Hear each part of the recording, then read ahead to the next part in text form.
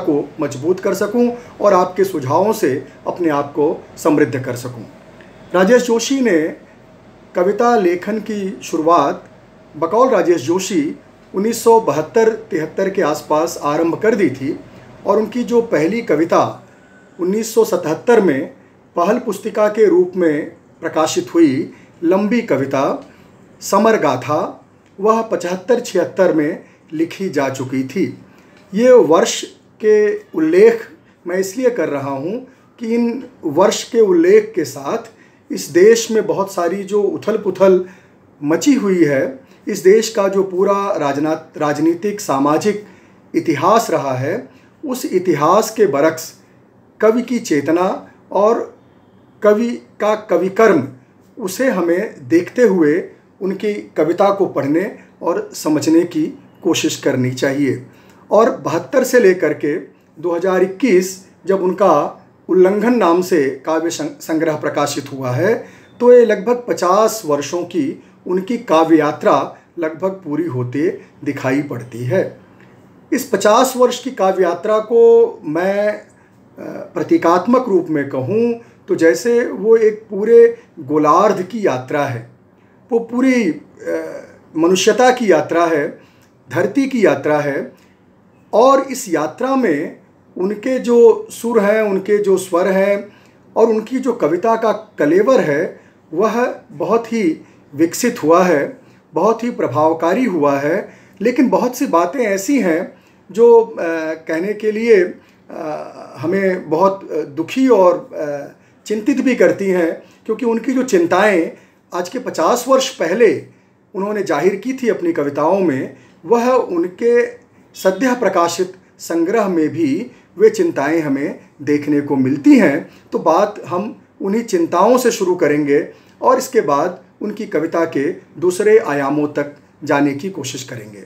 Summer गाथा में उन्होंने साबरमती के संत से सवाल पूछते हुए यह लिखा था कि क्या इलाज है आदमी को आदमी से एक दर्जा कम कर देने वाली इस साजिश का, इस अर्थशास्त्र का जो निकम्मों की अंटी में पैसा और श्रमिकों की जेब में भूख डालता है, जो चालाकी की ज़्यादा और पसीने की कीमत कम आंकता है।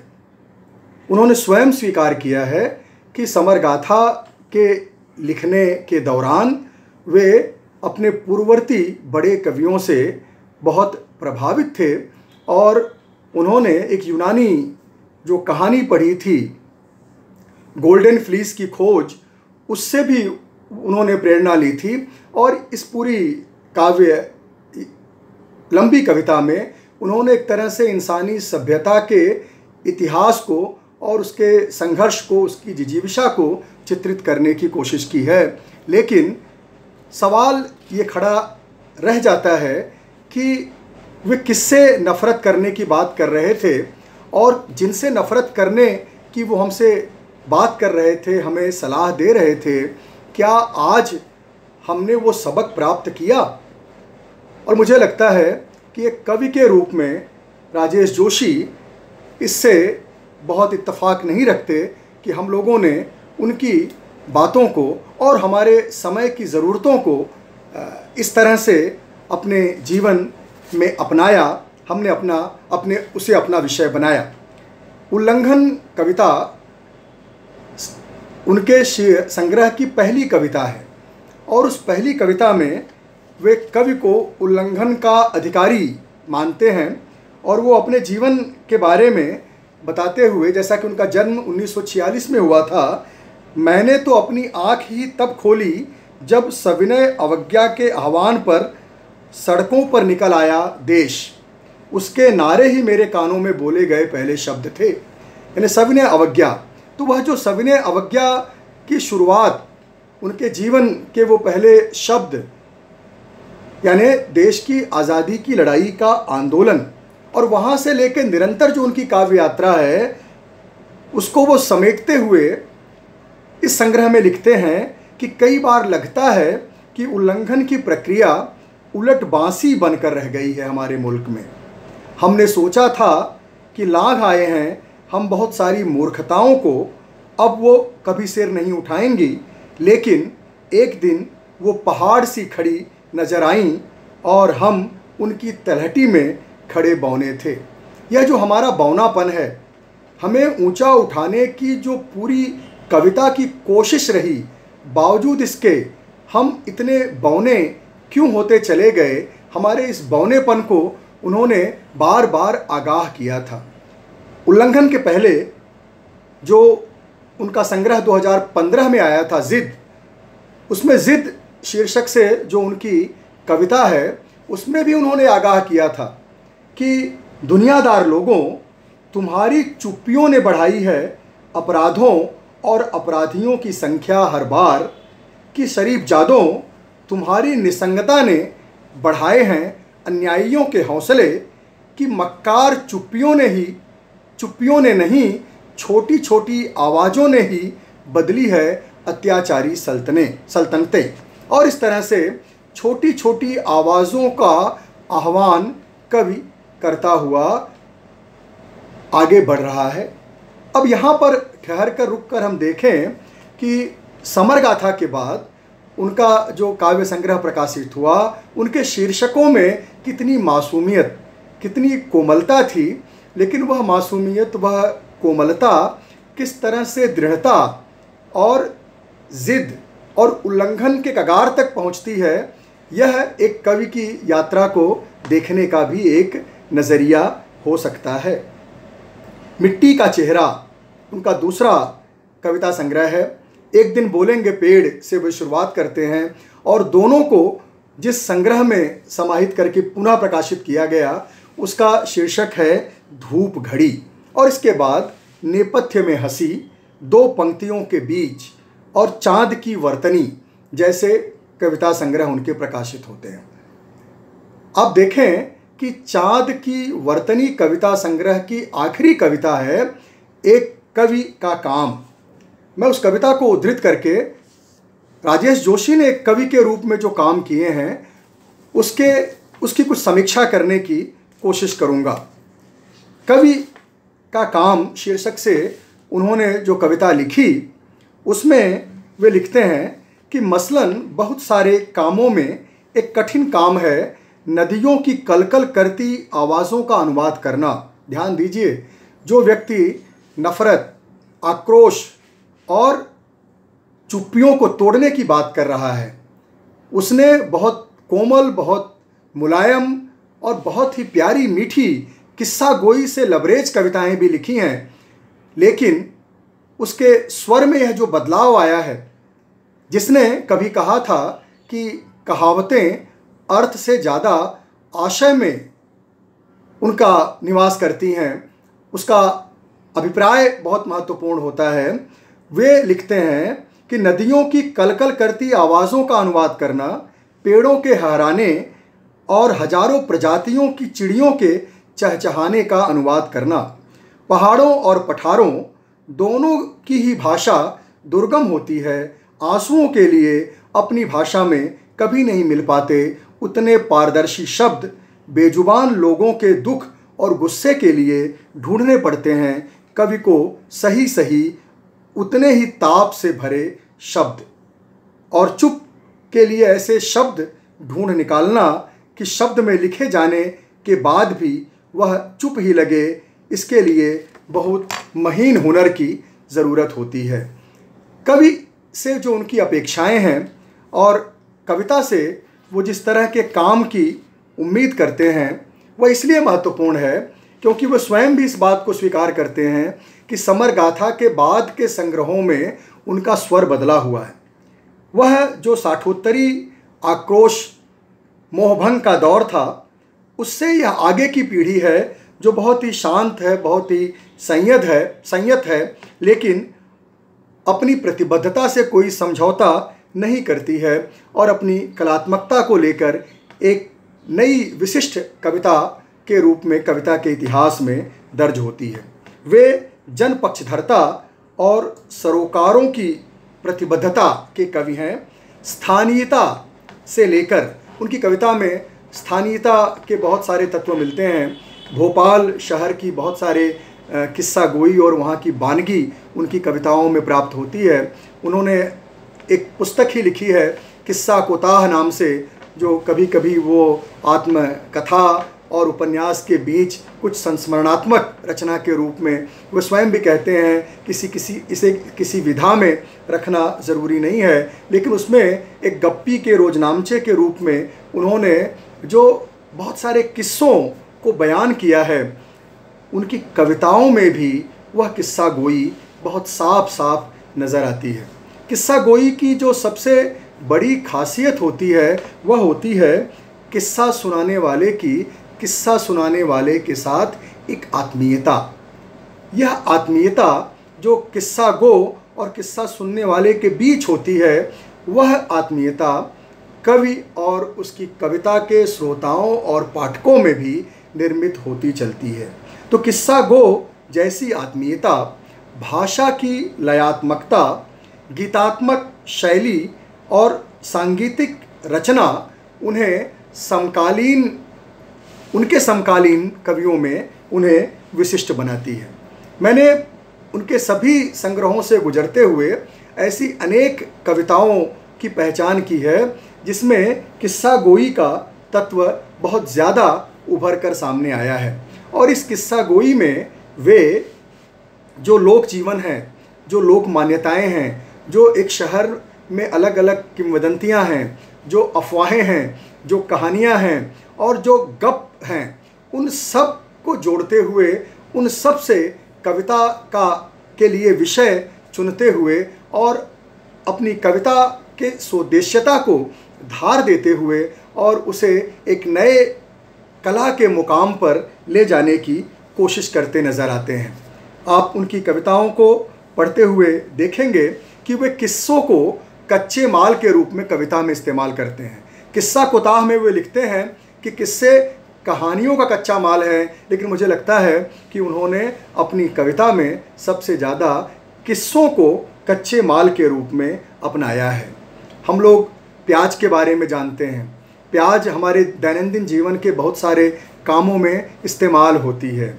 उसी तरह से हम बहुत सारे टोने, टुटके, टोटमे को जानते हैं और हम देखते हैं कि किस तरह से लोगों का उस पर विश्वास है, किस तरह अलग अलग ग्रहों की छाया होती है और उस छाया के चलते हमारा जीवन प्रभावित होता है। ऐसी हमारी कुछ मान्यताएं होती हैं। उनकी एक कविता है असली किस्सा तबीयत के हिरन हो जाने का। उसमें वो ऐसे ही शनिदेव से मिलते हैं और उनको कहते हैं कि हमारी सारी मुश्किलों के कारण तुम हो। तो एक तरह से आप पाएंगे कि अनेक कविताओं में वे कहानी की तरह कविता को सुनाने का हुनर रखते हैं।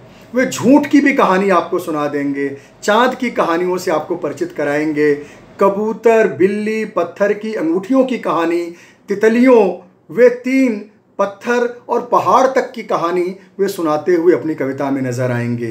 वे अपने पहले संग्रह में भी पहाड़ के प्रति अपना प्रेम जाहिर करते हैं और जो उल्लंघन नाम का उनका संग्रह है उसमें भी पहाड़ों पर बहुत ही सुंदर कविता उन्होंने लिखी है। तो इस तरह से राजेश जोशी एक कवि के बस का हर काम करने के महीन हुनर से हमें परिचित कराते चलते हैं। वे बेजुबान लोगों के दुख और गुस्से को उतने ही ताप से भरे सही सही शब्दों में व्यक्त करने की कोशिश करते हैं। हाशिए के जीवन जी रहे लोगों की छोटी छोटी खुशियों और मोटे मोटे आंसुओं को उतने ही पारदर्शी शब्दों में अभिव्यक्त करने के लिए छटपटाते हैं। वे अपने समय की विकृतियों, अंतर्विरोधों को अपनी कविताओं में फूली हुई नसों वाले विभत्स और दैत्याकार राक्षसों की तरह दिखाना चाहते हैं ताकि उनसे आसानी से घृणा और नफरत की जा सके। वे जानते हैं कि जहर को जहर की तरह बिल्कुल नहीं दिया जाता, इसलिए जताना चाहते हैं कि चीज़ें जिस तरह दिख रही हैं उससे ज़्यादा घातक और ख़तरनाक हैं और उनका खुलासा करने का पेचीदा काम भी कवि को करना है। वे असहमति के साहस और सहमति के विवेक की ज़रूरत पर बल देते हुए बताना चाहते हैं कि किन लोगों से नफरत और किन प्रवृत्तियों से घृणा करना जरूरी हो गया है। प्रेमचंद ने भी एक निबंध लिखा था, जीवन में घृणा का स्थान।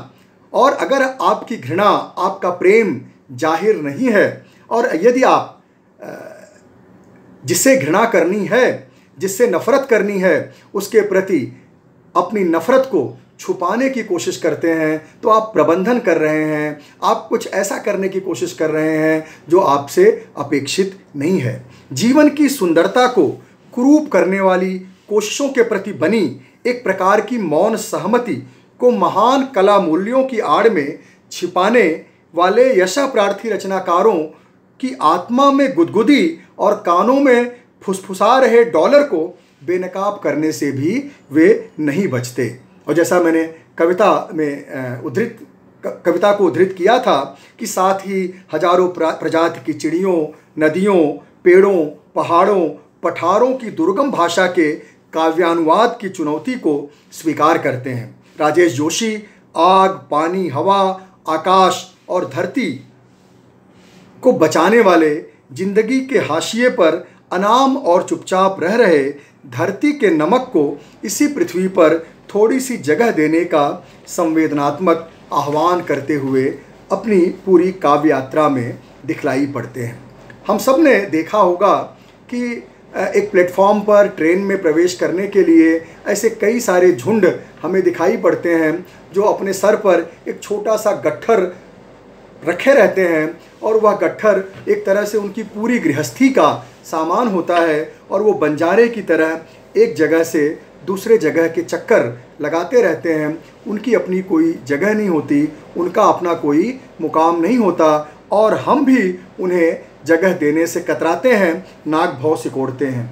नेपथ्य में हंसी कविता संग्रह में थोड़ी सी जगह शीर्षक से कविता में वे लिखते हैं कि सिर पर लकड़ी का गट्ठर लिए वे दौड़ रहे हैं प्लेटफॉर्म पर। किसी बोगी के दरवाजे में अपना गट्ठर चढ़ा किसी भी कोने में सिकुड़ कर बैठ जाएंगे वे। चारों ओर हिकारत फेंकती तुम्हारी नज़रों के बीच वे तलाश रहे हैं एक छोटी सी जगह, वे जो बचाते हैं आग को, पानी को, हवा को, आकाश को, धरती को बचाते हैं बंजर होने से।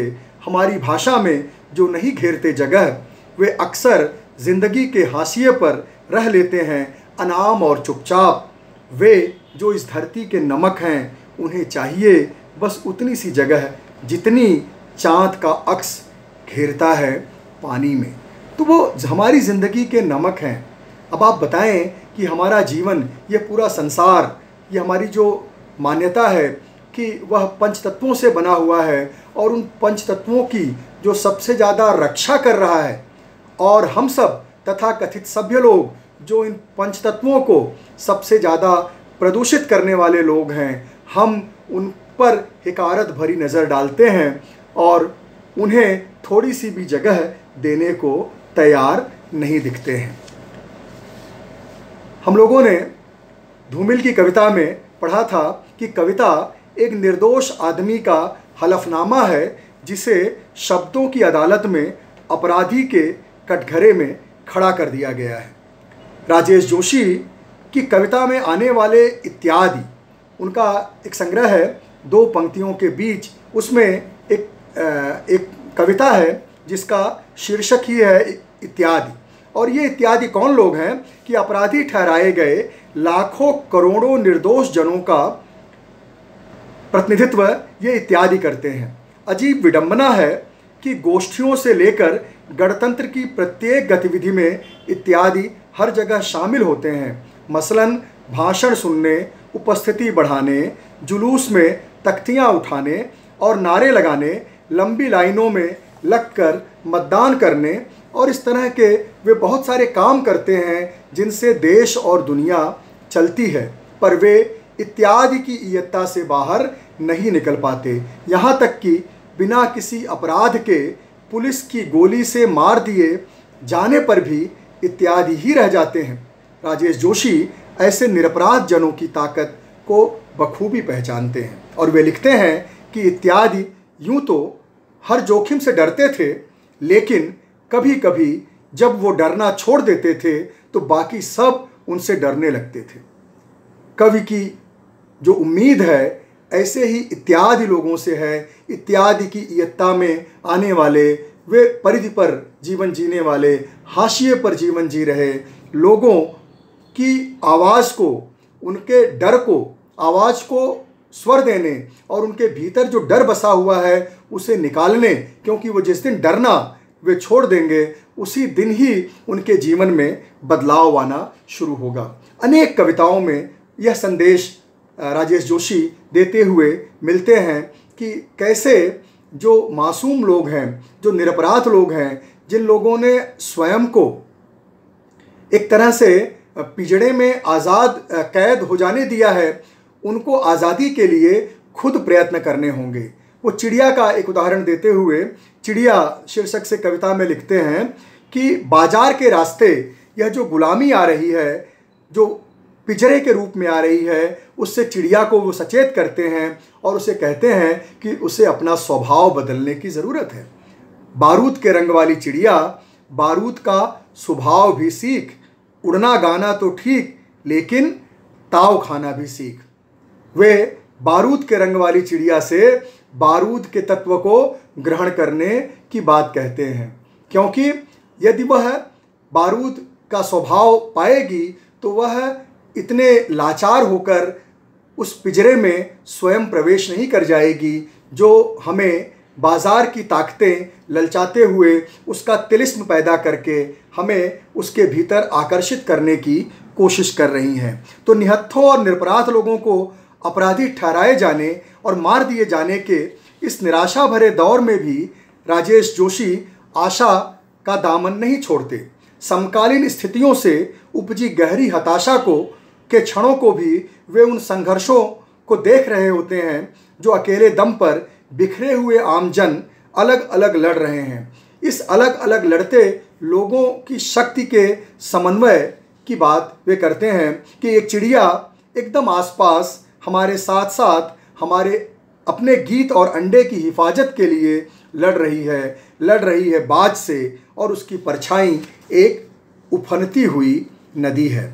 आप देखें कि अनेक कविताओं में वे इस तरह से हाशिए के जीवन, उनकी जिजीविषा, उनके संघर्ष, उनके साथ जो तमाम तरह के अत्याचार हो रहे हैं, उन्हें जिस तरह से बेघर करने की कोशिश हो रही है, उन कोशिशों को पर्दाफाश करते हुए नज़र आते हैं।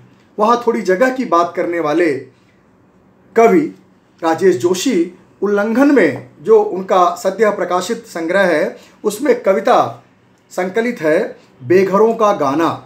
घर के बसने से ज़्यादा उसके उजड़ने उखड़ने की कथाएं हैं।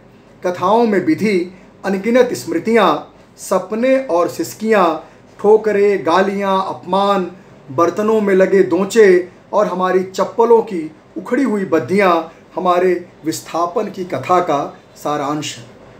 यह जो विस्थापित लोग हो रहे हैं, इनको किनकी शर्त पर विस्थापित किया जा रहा है और इनके विस्थापन से किनको लाभ होना है और कौन लोग निरंतर हानि उठाने वाले हैं, उसको वे इसी कविता में संकेत करते हैं कि देश विदेश से देखने को पर्यटक आएंगे, खाली करो खाली करो खाली करो ज़मीन, रुक गया है 40 गांवों का सारा कामकाज, किसी मिथक कथा से निकले दैत्य की तरह बढ़ा चला आ रहा है, बुलडोजर मुआवजे की कतार में खड़े हैं, उन्हीं के कारिंदे हमारे छप्पर की टीन, हमारी खिड़की, हमारा ही दरवाज़ा लिए ऐलान करती घूम रही है गाड़ी, जल्दी करो खाली करो ज़मीन कि सोनचिरैया के आने का समय हो गया है, खाली करो ज़मीन। अब ये खाली करो ज़मीन की जो बात है,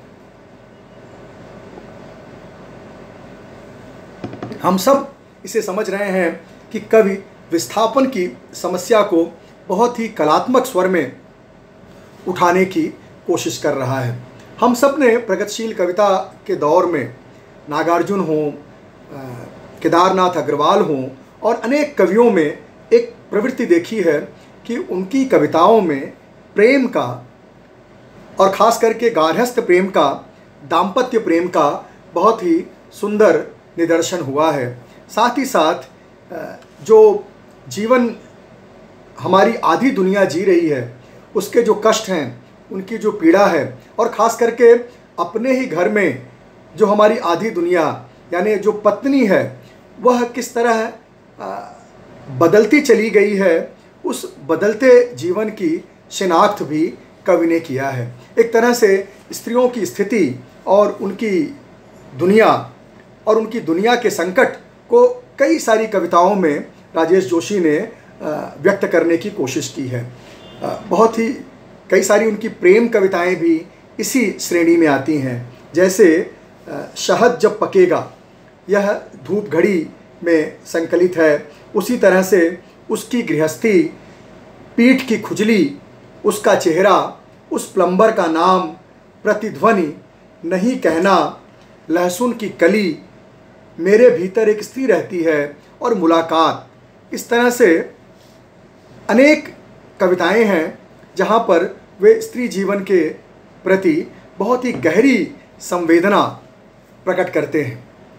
एक कविता में वे लिखते हैं कि हम औरतों के दिमाग में बचपन से ही इतने घर बैठा दिए जाते हैं कि जीवन में अक्सर हम एक सुरक्षित कोना ढूंढ लेना चाहती हैं। सच जानो, औरतें उतनी व्यवहारिक होती नहीं जितनी वो दिखाने की कोशिश करती हैं। आप समझिए कि पितृसत्ता ने स्त्री जीवन को कितना नियंत्रित किया है, कितना उसे दबाया है, कितना उसे पीड़ित किया है, उसे कष्ट दिया है। यह कवि बानगी के तौर पर उस पीड़ा के एहसास को व्यक्त करने की कोशिश करता है। औद्योगिक त्रासदी हो, चाहे सांप्रदायिक दंगे हों, या फिर और कोई प्राकृतिक आपदा हो, युद्ध की स्थितियां हों, इन सब में सबसे ज़्यादा जो कष्ट पाता है, जो दुखी होता है, जो दुख सहता है, वो स्त्रियां ही हैं। वो हमारी आधी दुनिया है। भोपाल गैस हादसे के बाद 1984 की उस काली रात के बाद जिस तरह से बड़ी संख्या में लोग हताहत हुए, लोगों ने अपनी जान गंवाई, अपने परिवार से दूर हो गए, और कितनों पर तो उसका असर बहुत लंबे समय तक बना रहा। ऐसे में कुछ औरतें हैं जिन्होंने अपने बच्चों को खो दिया है। अपने जीवन यापन के लिए वे कागज़ के लिफाफे बनाने का काम कर रही हैं, वो ठोंगे बनाने का काम कर रही हैं, जिसमें आपके पड़ोस की दुकानदार का बनिया आपको कुछ सामान भर कर देता है। आज तो पॉलीथीन का चलन बहुत ज़्यादा हो गया है, लेकिन एक ज़माने में मैंने खुद ऐसे बहुत सारे परिवारों को देखा है जो कागज़ की ठोंगे बनाकर, उसकी थैलियाँ बनाकर वे बेचते थे किलो के हिसाब से, और दुकानदार उसे ख़रीदते थे और उसमें वे अपने अनाज या दालें या जो भी छुटपुट सामान है वो बेचते थे। तो औरतें कुछ भी याद न करने की कोशिश करती हुई दिन भर लिफाफे बनाती हैं। किसी कतरन में बच्चे की तस्वीर देखकर ठिठक जाती हैं, आंखें चुराते हुए कागज़ को जल्दी से पलटकर ढेर में मिला देती हैं। अब यहाँ कोई नहीं रोता। कविता का शीर्षक भी यही है कि अब यहाँ कोई नहीं रोता। ये न रोना यानी दुख को जज्ब कर लेना, जो पीड़ा है उसे पी लेना, क्योंकि उसका अब और कोई जरिया नहीं है उससे मुक्ति पाने का। अब वो तो सिर्फ यादें हैं जो अपनों को खोया है, और उन यादों को अब से ही जीवन आगे चलना है। उसी तरह से स्त्री के संघर्ष को वे एक कविता में बयान करते हैं कि रैली में स्त्री चल रही है, और रैली में चलती हुई स्त्री जैसे ब्रह्मांड में अनथक चलती पृथ्वी को देखना है।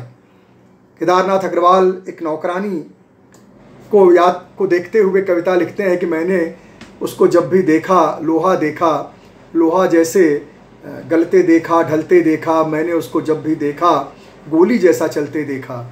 यहाँ पर रैली में जो स्त्री आई हुई है, कवि उसके बिंब को जैसे ब्रह्मांड में अनथक चलती पृथ्वी की तरह देखता है। बाहर वह जितनी दिख रही है उससे उसके सपनों और उसके भीतर मची उथल पुथल का अनुमान लगाना नामुमकिन है। उसकी आँख में असमय चला आया आंसू उसकी हार का नहीं, उसके गुस्से का बांध दरक जाने का संकेत है। आप निराला की कविता को याद करें, वह तोड़ती पत्थर, वहाँ पर भी एक स्त्री है जहाँ पर उसने अपने आंसुओं को गिरने नहीं दिया है। मार खा रोई नहीं, कवि ने वहाँ पर प्रयोग किया है। और यहाँ पर उसकी आँख में असमय चला आया आंसू उसकी हार का नहीं, उसके गुस्से का बांध दरक जाने का संकेत है।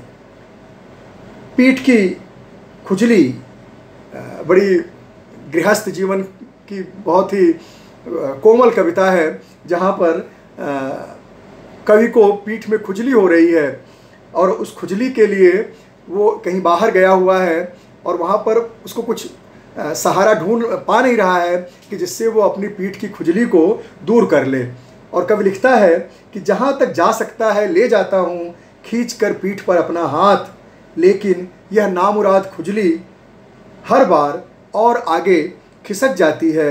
मेरी हाथों की पहुँच से, मेरी हाथ की हद के आगे से शुरू होती है तुम्हारी हथेली की याद। कितनी खूबसूरत कविता है कि पत्नी की हथेली की याद पीठ की खुजली के समय कवि को याद आ रही है। इसी तरह से एक कविता है प्रतिध्वनि, जहाँ पर वे लिखते हैं कि वो एक परछाई की तरह चलती रही तुम्हारे साथ साथ। पत्नी, दाम्पत्य जीवन, उसने खो दिए अपने सपने और अपना बातूनीपन। वो जिसे तुम अनदेखा करते रहे लगातार, वो अपनी अनुपस्थिति में भी रही उपस्थित और दोहराती रही तुम्हारे हर वाक्य के अंतिम शब्द। तुम्हारे पुकारे हुए शब्द जैसे पहाड़ियों में, घाटियों में गूंजते हैं और वो आखिरी शब्द केवल आपको प्रतिध्वनित होकर तुम्हारे पास वापस लौटते हैं, ठीक उसी तरह से वह तुम्हारे आखिरी शब्द दोहराती रही। इसी तरह मेरे भीतर स्त्री रहती है कि जितनी देर घर में रहती है बस कुछ न कुछ बोलती रहती है हमेशा, कि वह हो न हो घर के हर कोनों में बचा रहता है उसका बोलना। बेटी की विदाई के प्रसंग का एक बहुत ही खूबसूरत क्षण कवि ने अपने शब्दों में कैद किया है कि तुमने देखा है कभी बेटी के जाने के बाद का कोई घर, जैसे बिना चिड़ियों की सुबह, जैसे बिना तारों का आकाश। बेटियां इतनी एक सा होती हैं कि एक की बेटी में दिखती है दूसरे को अपनी बेटी की शक्ल।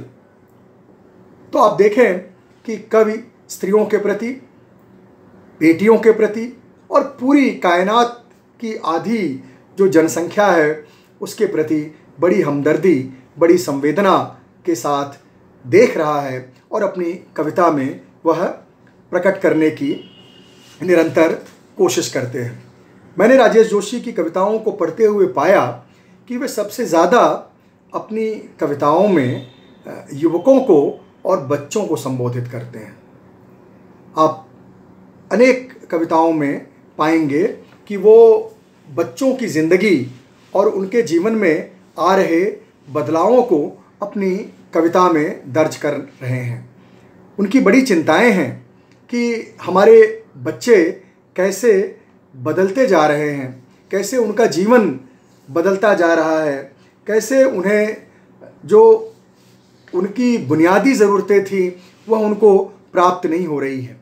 संसार को बदलने की छटपटाहट उनकी कविता में जो दर्ज होती है और जिस नई दुनिया की संरचना का ड्राफ्ट वो रचने की कोशिश करते हैं, वह अपने युवकों और बच्चों की ज़िंदगी को बेहतर बनाकर या उनके संघर्षों के प्रति हमारी संवेदना को वे जागृत करने के तौर पर यह काम करते हैं। वे बच्चों को भविष्य का कर्णधार बताने से ज़्यादा उनके वर्तमान पर निगाह डालने की कोशिश करते हैं। राजेश जोशी की कविताओं में युवा ज़िंदगी के अनेक संघर्षों के प्रति गहरी संवेदना है। बेरोजगारी के दंश के गहरे निशान हैं। दोपहर में अपनी नानियों से कहानी सुनाने की जिद करने वाली नटखट बच्चियों के मामा के बिंब से बेरोजगार जिंदगी की भटकन को वे दर्ज करते हैं। रोजगार के लिए लगाई जा रही अर्जियों में नत्थी जीवन चरित में उनके उधार खातों, रतजगों और आवारगी के किस्सों के लिए कोई जगह नहीं है। मैंने जिक्र किया था उनकी किस्सा गोई का, और एक कविता है कि हिरन छाप असली किस्सा तबीयत के हिरन हो जाने का। कविता की पंक्ति है कि पलक झपकते ही हिरन हो गई मेरी तबीयत, यानी उसने हिरन छाप देसी ब्रांड की कोई शराब उसने पी ली है। और उसके बाद वो जो सवाल कर रहा है वह सवाल बहुत महत्वपूर्ण है कि यह मेरी विराट और बंजर बेरोजगारी के दिनों की एक रात थी। मैं नापता रहता था अजगर सी लंबी सड़कें। और कविता के अंत में आकर वो जो आह्वान करता है कि ओ धुएं का धंधा करने वाले बीड़ी सेठों, लखपतियों, करोड़पतियों, अरबपतियों,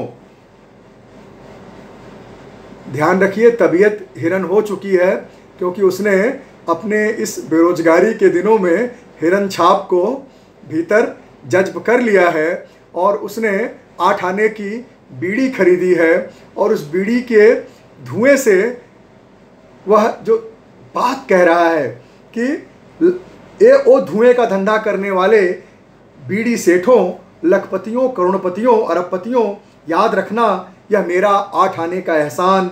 याद रखना कि मैंने अपने सबसे तंग दिनों में भी दिए थे तुम्हें 8 आने। याद रखना अपनी जेब की संपूर्ण दौलत लुटा दी थी मैंने तुम जैसे दौलत के पिस्सुओं पर। और कवि कहता है कि बदलो बदलो बदलो इस संसार को, कल दिखाऊंगा मैं तुम्हें नई दुनिया की संरचना का नया ड्राफ्ट। ये नई दुनिया जिन बच्चों के सहारे बनने वाली है, उन बच्चों की चित्रकला प्रतियोगिता का नज़ारा आप देखिए, जहाँ पर गेंद को रखने भर की जगह नहीं है। लेबर कॉलोनी के बच्चे, हमारे समय के बच्चे, और बड़ी चर्चित कविता बच्चे काम पर जा रहे हैं।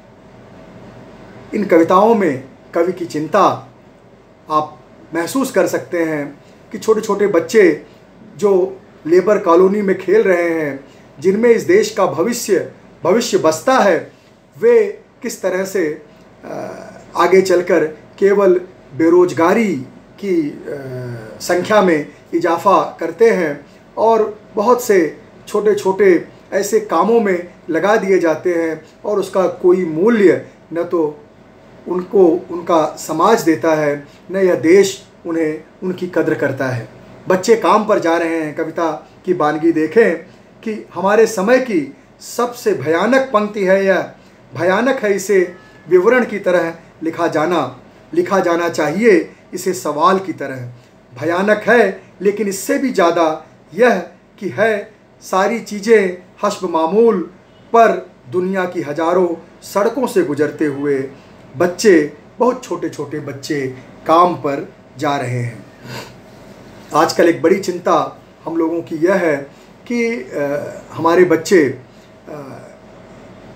ये जो इंटरनेट, कंप्यूटर, लैपटॉप और मोबाइल की दुनिया में जिस तरह से वो उसमें घुसते जा रहे हैं, उसमें प्रवेश करते जा रहे हैं, और कोरोना काल ने उसको जैसी एक वैधता प्रदान कर दी है, आप देखें कि उसका परिणाम ये हो रहा है कि बच्चे ऐसे ऐसे गेम, ऐसे ऐसे अन्य ऐप को वो प्रयोग करने लगे हैं जो उनके बचपने को ही ख़त्म करता चला जा रहा है।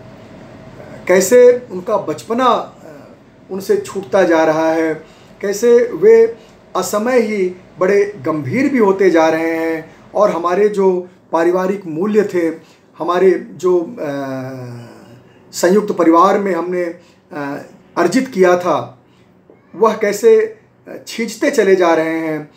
उसको एक बहुत ही सुंदर फैंटेसी में कवि अपनी कविता में प्रकट करता है कि जैसे वे बच्चे हमारे उंगलियों से अपना हाथ छुड़ाकर कहीं और चले जा रहे हैं, या कोई एक भयानक दैत्य है जो उन्हें अपने वश में किए जा रहा है। वे लिखते हैं कि इतने आक्रामक, आकर्षक और बेआवाज़ हैं इनके जूते। जूतों की आवाज़, अभी भी बहुत सारे बच्चे वो आवाज़ करने वाले जूते पहने हुए दिख जाते हैं, लेकिन वह जो जूते, दूर से ही बच्चे के चलने की आवाज़ हम सुन लेते थे, लेकिन अब उनके जूते ऐसे बेआवाज़ होते जा रहे हैं। उनके जो कदम हैं वो जिस दुनिया की ओर बढ़ रहे हैं कि इतने आक्रामक, आकर्षक और बेआवाज़ हैं इनके जूते कि किसी स्वप्न के उनके नीचे कुचल जाने की भी कोई आवाज़ सुनाई नहीं देगी कभी। हमारे समय की इस भयावह फैंटेसी में किसी अदृश्य दैत्य की उंगली थामे जाते हुए लगते हैं कभी कभी हमारे समय के बच्चे। हम सब ने अखबारों में हजारों बार ये खबरें पढ़ी देखी हैं कि किस तरह से बच्चे को गेम न खेलने देने के कारण उसने या तो स्वयं आत्महत्या कर ली, या उसने अपनी दादी, अपनी नानी या अपनी माँ को घायल कर दिया, या उसकी हत्या भी कर दी। कैसे चीज़ें बदलती जा रही हैं, दुनिया कैसे बदलती जा रही है और हमारे बच्चों की दुनिया कितनी बदल जा रही है, उसे कविता में जगह जगह राजेश जोशी दर्ज करते हुए चलते हैं। इसी तरह से उनकी कविता में एक बड़ा स्वर सांप्रदायिकता विरोध का है। वे सांप्रदायिक सौहार्द की निरंतर मांग करते हैं। वे जिस शहर से हैं, वो भोपाल शहर में जब जब सांप्रदायिक उन्माद भड़का है, दंगे हुए हैं, वो किस्सा कोताह में भी उसको वे दर्ज करते हैं और अपनी पूरी कविता में वे स्थान स्थान पर सांप्रदायिकता के प्रतिरोध में कविता लिखते हुए हमें मिलते हैं।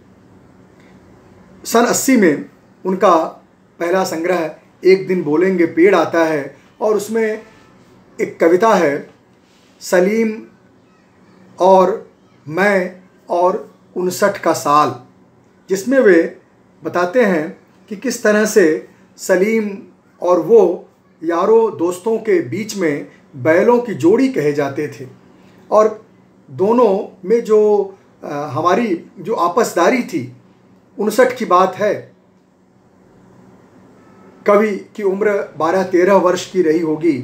उसकी चेतना में वह पहला सांप्रदायिक दंगा दर्ज है, जिसका जिक्र वे किस्सा कोताह में भी करते हैं और अपनी कविता में भी पहले संग्रह में करते हैं कि हम दोस्त थे पक्के, यार दोस्तों में बैलों की जोड़ी कहा जाता था हमें।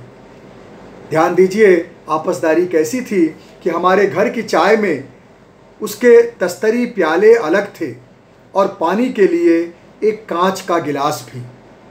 लेकिन कैसे शहर एक अपरिचित डरावनी दुर्गंध का शिकार हो जाता है कि अचानक फैल जाती है एक ऐसी हवा कि एकाएक जैसे फिर से जीवित हो उठी हों दफन सदियां, हवा में रोकती हुई चीखें और विलाप। घड़ियों की, खिलौनों की, सब्जी मंडी, फूल बाजार सब लुट गया कि सराफा बच गया। अब यहाँ पे सब्जी मंडी, फूलों, खिलौनों की, फूलों का बाजार, घड़ियों की दुकान, ये सब तो लुट गई, लेकिन बच क्या गया? सर्राफा बाजार बच गया। और क्या बच गया?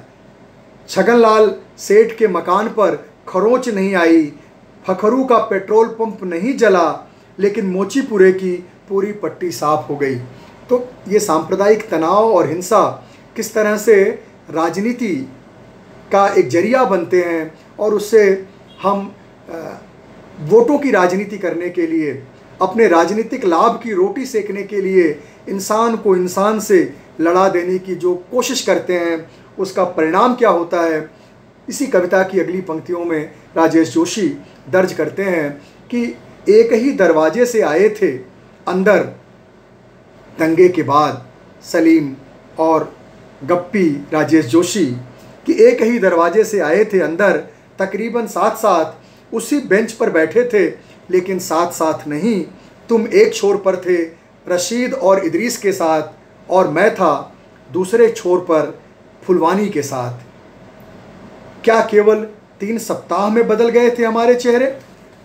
पूरी कविता 2 भागों में है, और जैसा मैंने कहा कि वो किस्सा गोई की तर्ज पर बयान करते हुए इस कविता में और अनेक कविता में हमारे जो आपसदारी है, जो हमारा सांप्रदायिक सौहार्द है, उसके टूटने बिखरने की चिंता व्यक्त करते हुए नज़र आते हैं।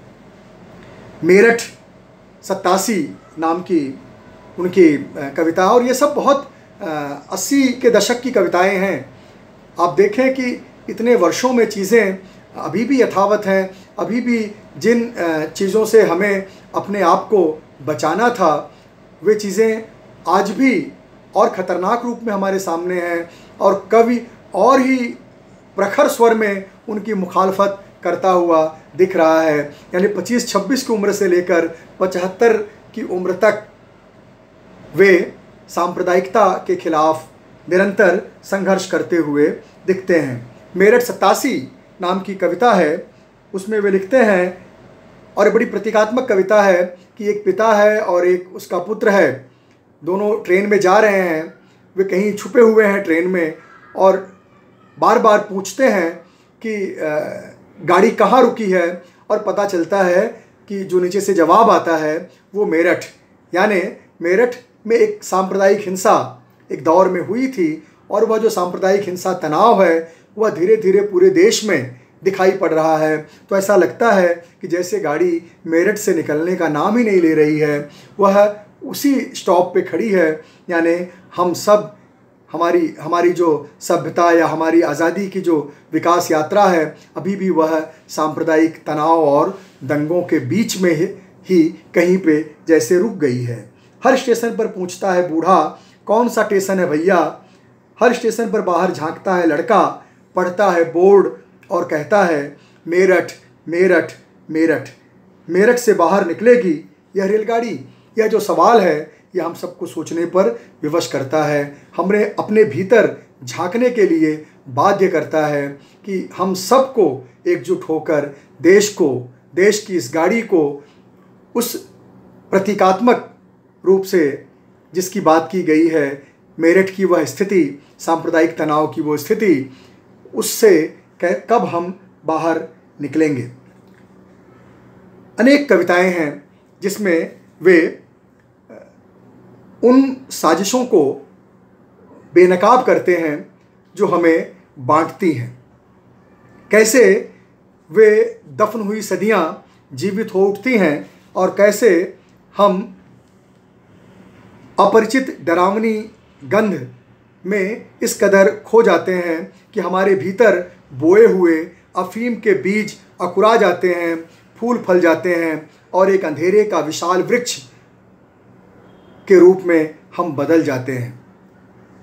हम दोनों ने छुपाया था अपना डर, अपनी घृणा, अपने अपने अंधेरे के पेड़ एक दूसरे से, लेकिन दंगाग्रस्त शहर की कटी-पटी हवाओं और जली अधजली गलियों से निकलते हुए हम 2 लंगोटिए यार शहर के 2 विपरीत ध्रुवों की ओर चले गए थे, विपरीत अंधेरों की ओर।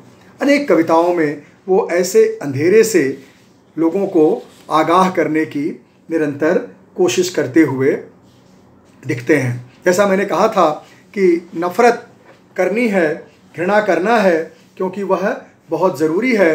अगर आप घृणा नहीं करेंगे और समय पर घृणा नहीं करेंगे तो उसके कितने दुष्परिणाम हो सकते हैं, उसका एक बहुत ही अच्छा दिलचस्प उदाहरण वो अपनी एक कविता में देते हैं कि घृणा के बारे में कुछ शब्द, शीर्षक कविता है कि मोहल्ले के गुंडों के बारे में पहले लोग बात करने से बचते हैं, फिर धीरे धीरे होते जाते हैं उदासीन, और एक दिन बन जाता है यह हमारा राष्ट्रीय चरित्र। राजनीति किस तरह से अपराधियों का अड्डा बन जाती है, उसका संकेत कि किसी की सरेआम हत्या करके हत्यारे घृणा को भय में बदल देते हैं। घृणा यूँ तो कोई बहुत अच्छी चीज़ नहीं, लेकिन इतनी बुरी भी नहीं कि जहाँ ज़रूरी हो वहाँ भी न की जा सके। क्या ज़्यादा बुरा नहीं है उदासीन हो जाना? हमारी उदासीनता हमारे बहुत सारे दुखों और संकटों का कारण है। वह इस व्याख्यान के आरंभ में भी हमने कवि के संकेतों के माध्यम से समझने की कोशिश की थी। नफ़रत करो, मसलन गुरबचन सिंह से करो या स्माइल से, चतुरी से कर सकते हो, लेकिन धर्म से नफ़रत मत करो। ऐसा करना खतरे से खाली नहीं है। इंसान से हम नफ़रत करते हैं, लेकिन उन लोगों से नफ़रत करना ज़रूरी है, उस वैचारिकी से नफ़रत करना ज़रूरी है जो हमें बांटती है, इंसान को इंसान से दूर करती है। भूमंडलीकरण 90 के बाद का एक मुसलसल प्रक्रिया चली आ रही है। उसने हमारी ज़िंदगी को कितना बदला है। हम अपने मूल्यों, अपनी संस्कृति से, अपनी भाषा से कितने दूर होते जा रहे हैं। कवि ने उसकी भी बहुत ही खूबसूरत शिनाख्त अपनी कविताओं में की है। 90 के दशक से भूमंडलीकरण की शुरुआत होती है और अब हम उसके भी लगभग 3 दशक पूरे कर चुके हैं। अनेक कविताओं में हम देखते हैं कि कवि हमें भूमंडलीकरण के खतरों से आगाह करने की निरंतर कोशिश कर रहा है। उनकी एक कविता है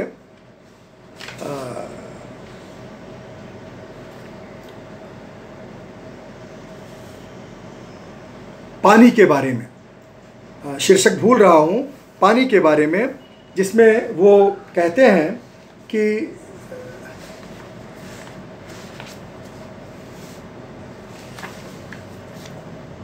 जिसे असल में बोतल का पानी उन्होंने ख़रीदा है और ढक्कन खोला है, लेकिन उसे वे न तो पानी कह पा रहे हैं, न ही उसमें जल की पवित्रता का भाव पैदा हो रहा है। भूमंडलीकरण, उदारीकरण, निजीकरण की नई आर्थिक नीतियों के स्वीकार से नए साम्राज्यवाद की राह आसान हुई है। चंद विकसित देशों और बहुराष्ट्रीय कंपनियों के निहित स्वार्थों की पूर्ति के लिए जो नीतियां बनाई जाने लगी, उन्हें आम आदमी के हित में सिद्ध करने के लिए पूरा प्रचार तंत्र विकसित किया गया है। इस तरह कहा जा सकता है कि एक आम राय नई आर्थिक नीति रूपी जहर के पक्ष में है, और जिस तरह जहर अनेक औषधियों के और उपचार की कई नई पुरानी पद्धतियों में काम आता है, ठीक उसी तर्ज पर वैश्वीकरण के जहर को देश के लाइलाज बना दिए गए सामाजिक आर्थिक रोगों पर बतौर इलाज आजमाया जा रहा है। यह जहर हमारी हवा, पानी और रोटी में मिलाया जा रहा है। इतना ही नहीं, आप ध्यान रखिए कि कवि भोपाल का है और वह विदेशी कंपनी ही थी जिसमें वह गैस का रिसाव हुआ था, जिसने पूरे भोपाल ही नहीं, पूरे देश ही नहीं, बल्कि दुनिया को एक हिला देने वाली, कपा देने वाली एक बहुत बड़ी औद्योगिक त्रासदी से परिचित कराया था। भूमंडलीकरण में इतनी तेज प्रतिस्पर्धा हमारे भीतर है कि हमारी आदतें भी अब व्यावसायिक होने लगी हैं। हम हर चीज़ को गुणागणित करके नफ़े नुकसान से समझने देखने की कोशिश करने लगे हैं कि जब तेज़ी से व्यावसायिक होने लगती हैं चीज़ें, जो नई आदतें प्रवेश करती हैं समाज में, लोग कूहनी उठाकर चलने लगते हैं। अचानक कूहनी से धिक्कारते हुए वे निकल जाना चाहते हैं एक दूसरे से आगे। हिंसा धीरे धीरे बन जाती है एक आदत। हिंसा एक आदत बन जाती है। ये हिंसा आदत क्यों बन जाती है? क्योंकि हम सब एक दूसरे से आगे निकल जाना चाहते हैं और इसलिए हमने अपनी कूहनी उठा ली है और हम किसे धक्का दे रहे हैं, किसे चोट पहुंचा रहे हैं, इस पर हमारा ध्यान नहीं जाता। मुक्त बाजार व्यवस्था के चलते चीज़ों से बाजार पट गए हैं। आदमी के द्वारा आदमी के लिए चीज़ों के उत्पादन का तर्क भोथरा हो गया है। चीज़ों ने ऐसी अजीब दुविधा पैदा की है कि आदमी की कीमत चीज़ों की कीमत से कम हो गई है। चीज़ों का घातक आकर्षण आदमी को खतरनाक इरादों की ओर खींच रहा है। एक कविता में वे लिखते हैं कि कई बार जब बाजार चीज़ों से लद जाते हैं, समाज में पैदा होने लगते हैं नए नए उपद्रव। चीज़ें एक दिन इतनी ताकतवर हो जाती हैं कि बनती जाती है उनकी स्वतंत्र सत्ता। जब आदमी नहीं, चीज़ें तय करने लगती हैं आदमी का भाग्य। आप देखें कि चीज़ें तय करने लगती हैं आदमी का भाग्य।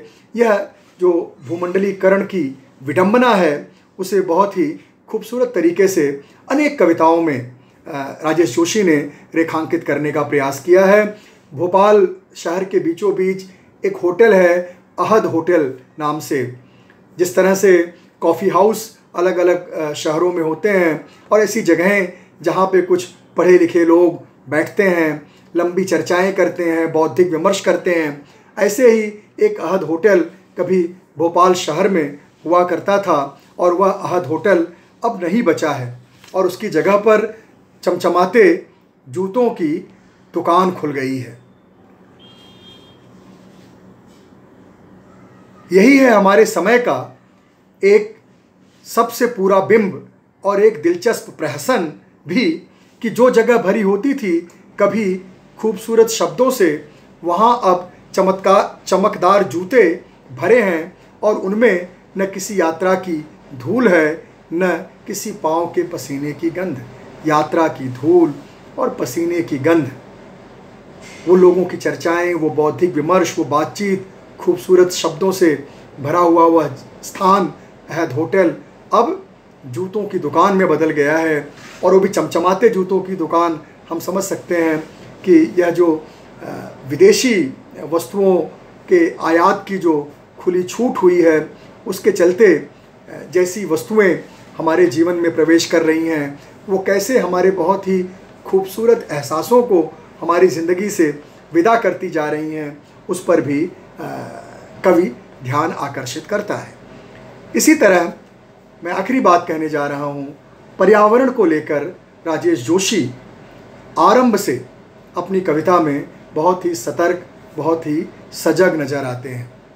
स्वाभाविक है, कवि की चेतना पर 84 के गैस त्रासदी ने बहुत ही बड़ा प्रभाव डाला होगा और उनकी अनेक कविताओं में वे चिड़िया से बात करते हैं। एक दिन बोलेंगे पेड़, तो आप जान ही रहे हैं कि वो पेड़ से बातचीत कर रहे हैं।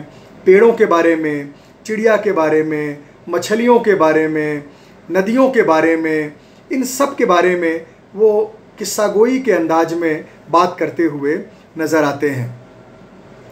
बसंत शीर्षक से उनकी एक कविता है जिसमें 1985 के बसंत का एक बिंब वे ले आते हैं कि इतना थका और लज्जित किसी ने नहीं देखा होगा बसंत को। 84 का वो हादसा हुआ है दिसंबर के महीने और उसके 2 महीने बाद बसंत का मौसम आया है और कवि बसंत को जैसे कि प्लेटफॉर्म पर आया हुआ है, भोपाल शहर में पहुंचा है और पहुंचा तो है, लेकिन वो कितना लुटा पिटा है, किस दशा में है और पूरे शहर को वो किस तरह देख रहा है कि वो क्या हो गया है शहर को।